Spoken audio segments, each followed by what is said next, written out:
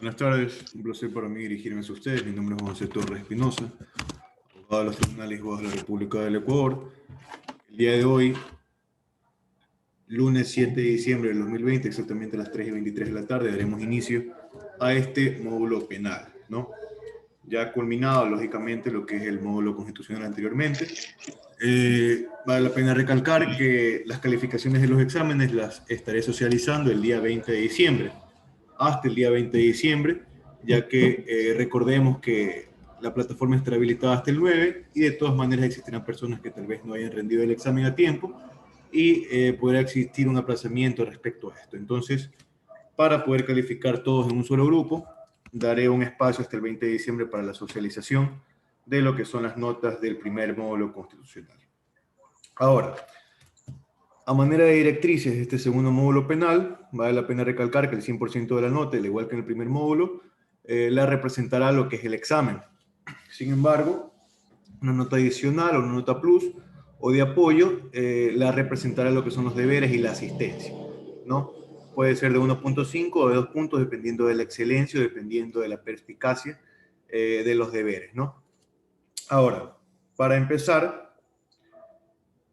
revisaremos lo que es el libro 2 del Código Orgánico Integral Penal, que en su título 1 trata acerca de la jurisdicción y la competencia.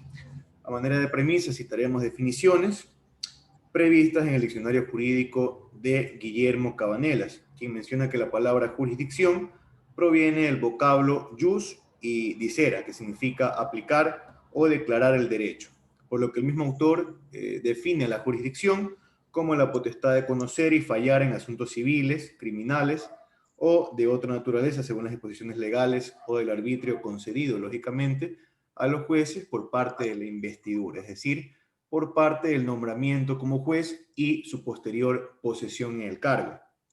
Analizando otro punto de vista doctrinal, tenemos al jurisconsulto colombiano Hernando Davis Echandía, o Davis Echandía, como lo conocen ciertos autores, ¿no? En su compendio de Derecho Procesal, Teoría General del Proceso. Manifiesta que la jurisdicción se constituye mediante dos enfoques esenciales o dos vertientes. En primer lugar, tenemos la vertiente que se constituye en el sentido amplio como la función de fuente formal, de la fuente formal de derecho, es decir, que determina la vinculatoriedad del comportamiento de los ciudadanos, de los poderes del Estado, comunidad, estableciendo reglas para la organización social y particular. Es decir, establecer lo que es la coercibilidad en la norma con la posible aplicación de la coacción, es decir, lo que es la responsabilidad penal en los supuestos infractores. La posibilidad de la aplicación de la fuerza de la responsabilidad penal en los supuestos infractores. Ahora, la segunda vertiente es aquel sentido estricto, que se constituye como la función pública de administrar justicia emanada de la soberanía del Estado y ejercida por el órgano especial, en este caso por el órgano jurisdiccional competente. Respecto a los artículos 398 y 399 del COIP, manifiesta que los jueces penales tienen la potestad pública de juzgar y ejecutar lo juzgado respecto a las infracciones penales cometidas en territorio nacional. Asimismo, estos artículos citan a las disposiciones o se adhieren a las disposiciones del Código Orgánico de la Función Judicial. En virtud de esta premisa, podemos mencionar o podemos citar el artículo 7 del Código Orgánico de la Función Judicial, que establece el principio compuesto de legalidad, jurisdicción y competencia, determinando expresamente lo siguiente. El artículo 7 expresamente manifiesta: la jurisdicción y la competencia nacen de la Constitución y la ley. Solo podrán ejercer la potestad jurisdiccional los jueces y juezas nombrados de conformidad con sus preceptos, con la intervención directa de fiscales y defensores públicos en el ámbito de su función. Lógicamente, hablamos de la coexistencia constante que existe entre los jueces y los fiscales, además de los defensores públicos dentro de las audiencias penales, ¿no? A manera de retroalimentación, entonces mencionamos que las personas que tienen la potestad, las únicas personas que pueden jurisdiccional, son jueces. Son los jueces. Sin embargo, este funcionario judicial solo podrá ejercer la jurisdicción desde que recibe la investidura, es decir, desde su nombramiento y su posesión. Hay que tomar en cuenta que una persona puede ser nombrada juez o jueza, pero si no se posesiona, no adquiere la jurisdicción. Si no ejerce sus funciones, no adquiere la jurisdicción en ningún momento. Para esto es necesaria la confirmación del nombramiento, basado lógicamente antes de la posesión, previo a la posesión, ya que el empleo exige condiciones y requisitos de idoneidad, ¿no? Ya cuando se cumplan estos requisitos, se podrá acceder directamente a la posesión. Entendemos entonces que la jurisdicción nace por el nombramiento, efectuado conforme a la Constitución y la ley, y asimismo que su ejercicio empieza en el momento en que la jueza o juez toman posesión de su función y entran a servicio efectivo o a servicio activo, ¿no? Las funciones del juez continuarán hasta el día en que su sucesor entre al ejercicio efectivo del cargo, teniendo en cuenta, lógicamente, que el juez tendrá cierto tiempo para poder ejercer sus funciones. Sin embargo, este tiempo podrá extenderse hasta que entre el nuevo juez, con el fin de no dejar desamparado, en este caso, el órgano jurisdiccional. Todo lo recién mencionado tiene su base legal en el artículo 152 del Código Orgánico de la Función Judicial. Respecto al ámbito de la potestad jurisdiccional, es decir, hacia quién puede dirigirse la aplicación de la norma penal o de la jurisdicción, esto se encuentra delimitado en el artículo 400 del Código Orgánico Integral Penal. Entonces entendemos que la jurisdicción penal puede aplicarse en contra, en primer lugar, de los ecuatorianos. Es decir, aquellas personas que tienen un vínculo jurídico político denominado nacionalidad y obtenida por el nacimiento o la naturalización. Y, lógicamente, además de los ecuatorianos, los extranjeros que cometan una infracción penal, llámese delito o llámese contravención penal en territorio ecuatoriano. Como segundo punto,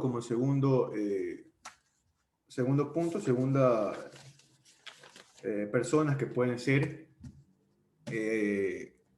adeptos o hacia quien se puede aplicar lo que es la jurisdicción penal, tenemos al presidente o a los agentes diplomáticos y a su familia, o asimismo lo que es a su comitiva, que cometan cualquier tipo de infracción penal en el extranjero o en territorio extranjero. Igual disposición se puede aplicar directamente a los cónsules, ¿no? A los cónsules que se encuentran de una u otra manera representando a la República Ecuatoriana.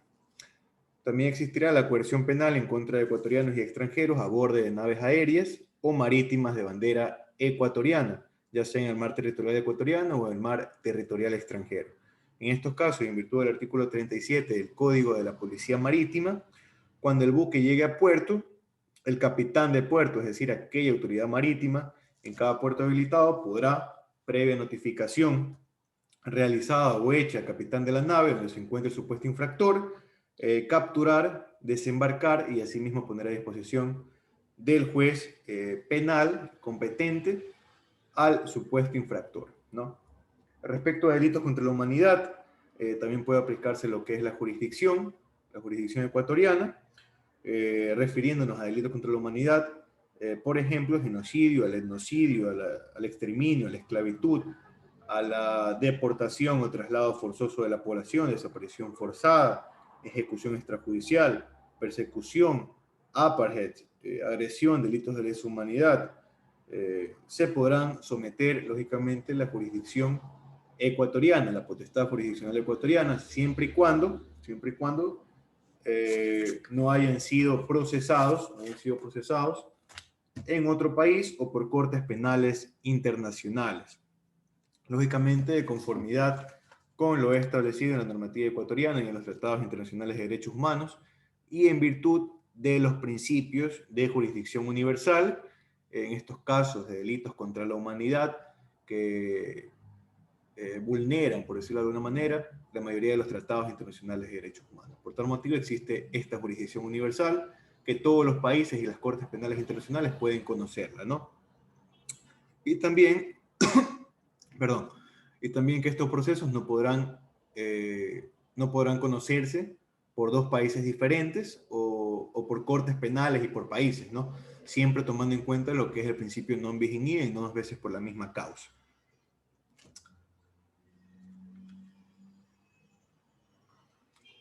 Todo lo mencionado se encuentra establecido en el artículo 401 del Código Orgánico Integral Penal. Para concluir el tema de la jurisdicción, en el COIP citaremos los artículos 153 y 154 del Código Orgánico de la Función Judicial, ¿no? Referente a la suspensión y a la pérdida de la jurisdicción. Se podrá suspender en primer lugar por 3 motivos la jurisdicción, acogiéndonos al artículo 153 y 154.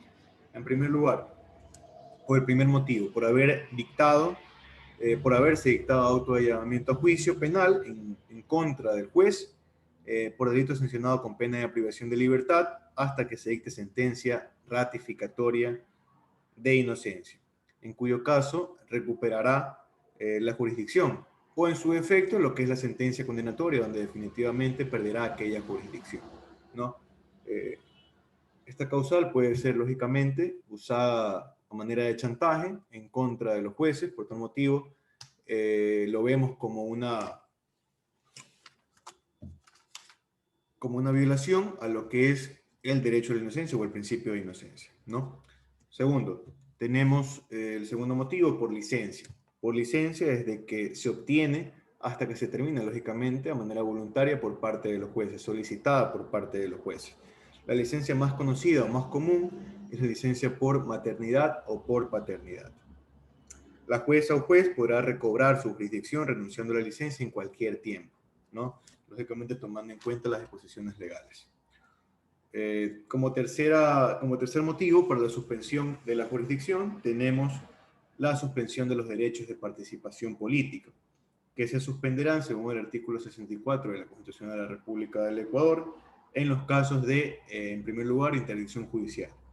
La interdicción judicial, lógicamente, deberá estar antecedida por un procedimiento sumario respecto a controversias relativas a incapacidades y declaratoria de interdicción.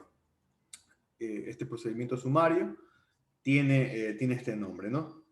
Para los casos de ebrios consuetudinarios, para toxicómanos, para sordomudos, para dementes, para disipadores o personas en quiebra o en insolvencia, lógicamente dependiendo si es comerciante o no.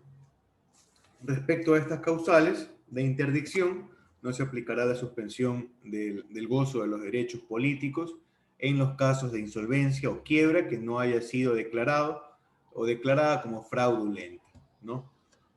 El artículo 64 de la Constitución de la República del Ecuador también menciona que se suspenderán derechos políticos cuando exista una sentencia ejecutoriada que condene a pena privativa de libertad mientras ésta subsista. Esto respecto a la suspensión de la jurisdicción. Ahora, respecto a la pérdida de la jurisdicción, citamos el artículo 154 del Código Orgánico de la Función Judicial, que manifiesta que pueden darse 5 circunstancias para que se pueda, en este caso, perder la jurisdicción en los jueces, ¿no? En primer lugar, por muerte. En segundo lugar, por renuncia de su cargo desde que la misma es aceptada. Tercer lugar, por haber transcurrido el tiempo para el cual fue nombrado, lógicamente con un plus de tiempo que se extenderá hasta el día en que el sucesor entre al ejercicio efectivo de su cargo. En cuarto lugar, por posesión en otro cargo público. Y en quinto lugar, por remoción o destitución, basada en las causales, lógicamente, del artículo 109 del Código Orgánico de la Función Judicial, que se establecerá como causales de destitución, por ejemplo, al error inexcusable, por ejemplo, a retener indebidamente documentos, entre otras causales que, si no me equivoco, llegan a una cantidad de 12 causales establecidas en el artículo 109, que sería bueno que puedan revisarlo, ¿no?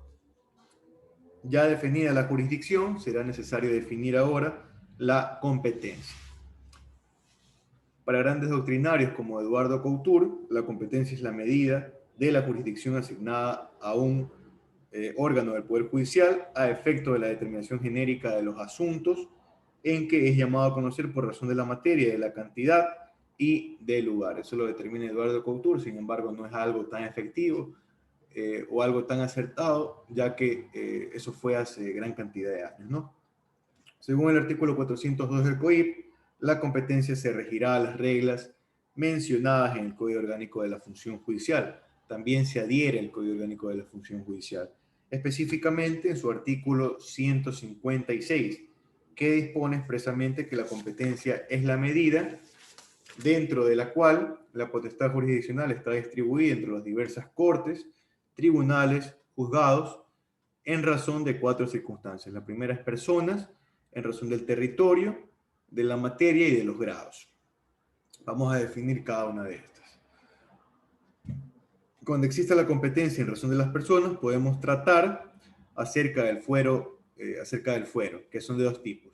En primer lugar, el fuero funcional común, el correspondiente a los ciudadanos de la sociedad civil que no se encuentran en cargos de elección popular, es decir, el que tiene la mayoría de la población.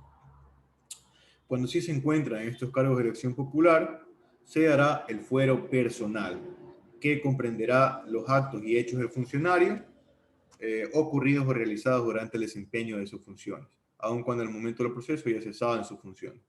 Vale la pena recalcar que el fuero únicamente se aplicará a las actividades dentro de las funciones de su cargo. Si comete cualquier ilícito penal fuera de las funciones de su cargo, en sus actividades diarias, en este caso deberá ser imputado por jueces de primer nivel. El fuero personal se aplicará acorde a la circunscripción territorial, para la cual la persona que ha sido investida de ese cargo de elección popular ha sido elegida, ¿no? De esta manera, los procesos judiciales, a los alcaldes, por ejemplo, o a los asambleístas provinciales deberán ir directamente o ser conocidos directamente por el juez provincial o la Corte Provincial de Justicia.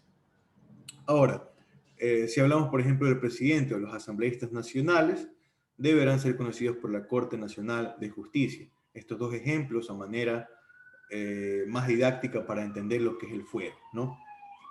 La competencia en razón del territorio. Es aquella que se da por razones geográficas, lo que hace necesaria la fragmentación de los órganos jurisdiccionales para lograr una eficiencia en el aparato judicial. Davis Echandía manifiesta que la competencia en razón del territorio es uno de los límites de la jurisdicción para cada funcionario y por lo tanto de su competencia. Ahora, la competencia en razón de la materia. Esto se constituye como la distribución a los órganos competentes en diversas ramas y especialidades del derecho, como puede ser, por ejemplo, la rama penal, la rama civil, entre otras, sin perjuicio de la existencia de jueces multicompetentes, es decir, conocedores de procesos de distintas materias, en sectores geográficos con baja densidad poblacional. Ahora, la competencia en razón del grado se fija por el nivel jerárquico de la función jurisdiccional, ya que existen juzgados de primera instancia, juzgados de segunda instancia, y a nivel nacional como la instancia de revisión o casación, que va directamente a la Corte Nacional de Justicia. En virtud de lo mencionado, en virtud de todo lo antes mencionado, tenemos las reglas de la competencia penal. Ya para finalizar, en el artículo 404 del Código Orgánico Integral Penal, que son las siguientes. En primer lugar, tenemos como regla general que la competencia corresponderá al juez del lugar en donde se ha cometido la infracción. Esa es la regla general. Ahora, cuando la infracción, como segunda regla, tenemos cuando la infracción se ha preparado e iniciado en un lugar y consumado en otro, el conocimiento de la causa corresponde a la o el juzgador de este último, es decir, del lugar donde se perpetró la acción. En este caso existe una analogía con la primera causa, por tal motivo nos mantenemos más o menos en la regla general. Ahora, cuando no es posible determinar el lugar de la comisión de la infracción, será competente el juzgador del lugar en que la persona es aprehendida. En el caso, y a efecto cascada, en el caso de que no se conozca o la persona no haya sido aprehendida, el lugar de domicilio será competente el lugar de domicilio de la persona procesada. Cuando sí se conozca, perdón, pero no ha sido aprehendida. El lugar de domicilio de la persona procesada. Y cuando no se conozca a la persona, o no se conozca a la persona, y no se conozca dónde se dio la comisión del delito, será en la capital de la República donde se conozca el proceso. computándose de esta manera un perfecto caso de competencia concurrente. Ahora, como cuarta regla, tenemos cuando no se ha conocido el lugar de la comisión del delito y se ha iniciado un proceso, pero posteriormente se conoce el lugar del delito, sin ningún tipo de problema, sin ningún tipo de traba, podrá remitirse todo lo actuado al juez del lugar en donde se perpetró el delito, el lugar que antes no se conocía, sin declarar de ninguna manera nulo el proceso, ni anular lo actuado hasta ese momento. Como quinta regla, cuando la infracción se comete en el límite de 2 circunscripciones territoriales, será competente el primer juez que conozca la causa. Es decir, cuando se establezca, por ejemplo, una denuncia en 2 circunscripciones territoriales diferentes, será competente el juez que aboque conocimiento en primer lugar. Es decir, aquel juez que establezca una providencia con la cual pueda mencionarse que él ha conocido la causa primero, ¿no? Como sexta regla, tenemos cuando la infracción se comete en el extranjero y por ende se produce una deportación, el competente será el juez del lugar donde llegue el procesado, ordenándose su inmediata aprehensión. Es decir, se solicitará la aprehensión, en el caso de que llegue a Quito será directamente capturada la persona, aprehendida la persona en el aeropuerto y será llevado ante el juez de lo penal. Sin embargo, si se lo lleva a Guayaquil, será competente el juez penal de Guayaquil, ¿no? Respecto a las reglas 7 y 8, cuando en un grupo de personas procesadas existe una persona con fuero, ¿no? De todas las personas procesadas existe una con fuero, se procesará a las personas en su totalidad con este fuero, ya sea provincial o ya sea nacional, ¿no? Ahora, si en un mismo grupo de personas existen, por ejemplo, una persona con fuero provincial y una persona con fuero de Corte Nacional de Justicia, prevalecerá aquella persona con Corte Nacional de Justicia que se encargará de procesar a todo este grupo de personas. Si las personas están sometidas a distintas cortes provinciales, será competente la que previene el conocimiento del proceso. Y como última disposición o como última regla, tenemos que en los casos de violencia contra la mujer o miembros del núcleo familiar, no se reconocerá en ningún caso ningún tipo de fuero. Eso ha sido de clase por el día de hoy. Ha sido un placer para mí dirigirme hacia ustedes. Recordarles asimismo que el deber ya se encuentra subido a la plataforma en modo. Son 5 artículos que se podrán presentar hasta el día miércoles 9 de diciembre, hasta las 12 de la noche. Muchas gracias y desearles un feliz inicio de semana. Hasta luego. Hasta luego. Hasta luego.